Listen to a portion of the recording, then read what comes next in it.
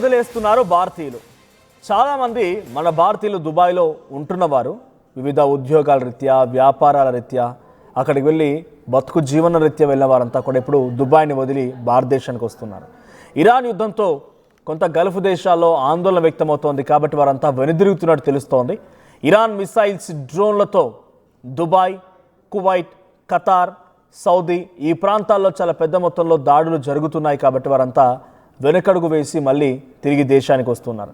Iran బాంబులకి అటు Dubai safe haven అనేటువంటి ఆ ప్రతిష్ట మసకబారుతోంది. గల్ఫ్ దేశాల నుంచి ఇప్పటికే 52,360 మంది భారతీయులు తిరిగి వచ్చారన్నట్టుగా తెలుస్తోంది. సో ప్రత్యేక విమానాలు, ప్రత్యామ్నాయ రూట్లలో భారతీయుల్ని ప్రయాణం జరుగుతోంది.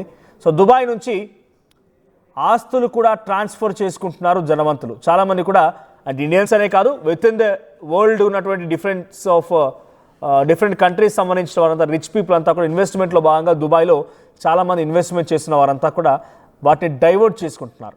ఇరాన్ దెబ్బతో సింగపూర్కి వెళ్తున్నారు వారంతా కూడా. సింగపూర్, హాంకాంగ్కి ఇన్వెస్ట్మెంట్స్ మొత్తం డైవర్ట్ అవుతున్నాయి.